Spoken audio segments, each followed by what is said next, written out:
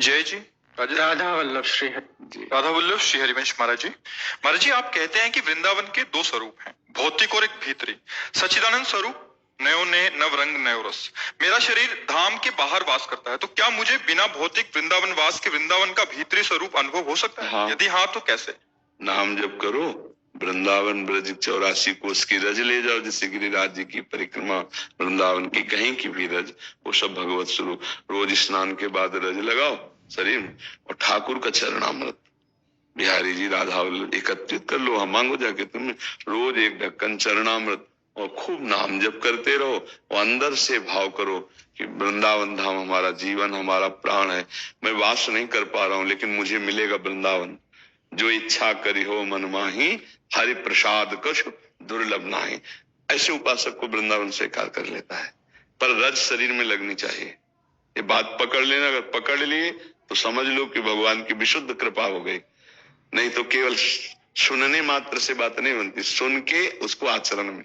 रोज वृंदावन की शरीर में रज लगावे, चरणामृत पिए। चरणामृत बहुत सामर्थ्यशाली है, समझ नहीं पा रहे लोग। अकाल मृत्यु हरणम सर्व व्याधि विनाशनम, श्री कृष्ण पादोदकम पीत्वा पुनर्जन्म न विद्यते। रोज चरणामृत पान करने वाला भगवत प्राप्त हो जाएगा। नाम जप क्या भगवान का अमृत है, नामामृत, चरणामृत। और ये जो रज है, चरण रज, ये बड़े बड़े महापुरुषों की है, बड़े बड़े प्रेमियों की आंसुओं से भींगी हुई रज है।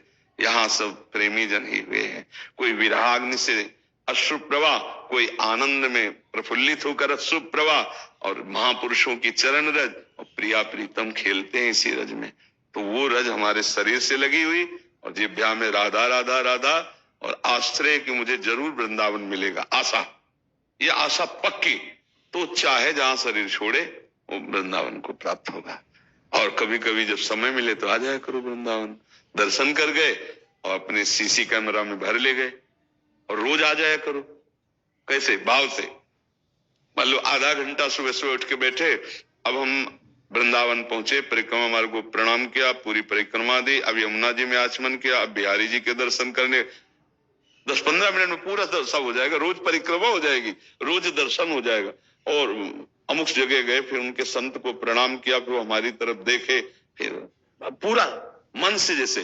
तो वृंदावन को चिंतवन यह दीप उर्बार, कोटि जन्म के अघतमय काट करे उजियार। बोले वृंदावन का ऐसा चिंतन करोड़ों जन्मों के पापों का नाश करके प्रेम का प्रकाश कर देता है। समझ गए? और जब प्रेम का प्रकाश होता है तो चिदानंद वृंदावन आंखों में झलकता है। चाहे वो अमेरिका में रहे, चाहे वो हॉलैंड में रहे, चाहे जहां रहे, वो वृंदावन कोई जड़ देश थोड़ी है, जहां चैतन्य घन वृंदावन प्रकाशित हुआ। तो भगवत रसिक जी महाराज कह रहे हैं, हमारे उर वृंदावन और माया काल जहां नहीं व्यापे, जहां रसिक सिर मोर, हमारे उर वृंदावन। यही प्रकाशित हो जाएगा वृंदावन। समझ रहे? हाँ, खूब नाम जप करो, रज लगाओ, चरणामृत पियो, और भगवद आश्रित होकर कर्तव्य कर्म करो। माता पिता परिवार को सुख देने के लिए धर्म पूर्वक मेहनत करके धन कमाओ। हाँ, जो पद मिले, जो सेवा मिले, भगवान को समर्पित करो। भगवान की सेवा है, पापाचरण ना हो, बढ़िया काम बन जाएगा। ठीक है? देखो गीता वाटिका गोरखपुर में है ना, वहीं वृंदावन का अनुभव राधा बाबा, भाई जी महाराज और भी महाभागवत जन कर जो किए, कर रहे और करते रहेंगे।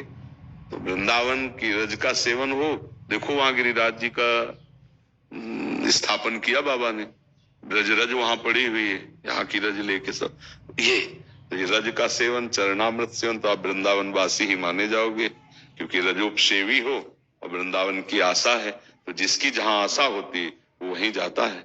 तो हम जीवन भर आशा रखें वृंदावन वास की, हो भले ना, पर आशा रखने में क्या जाता है? तो आशा पूरी कर देती है, लाडली भी पूरी कर देती है। जिनको वृंदा विपिन है, कृपा तिनय की होए, वृंदावन में तबे तो रहन पाइए सोए। हम श्री किशोरी जी से आशा करते रहे, वो पास कर देंगी। तो शरीर रहते या शरीर छूटते वृंदावन की प्राप्ति हो जाएगी।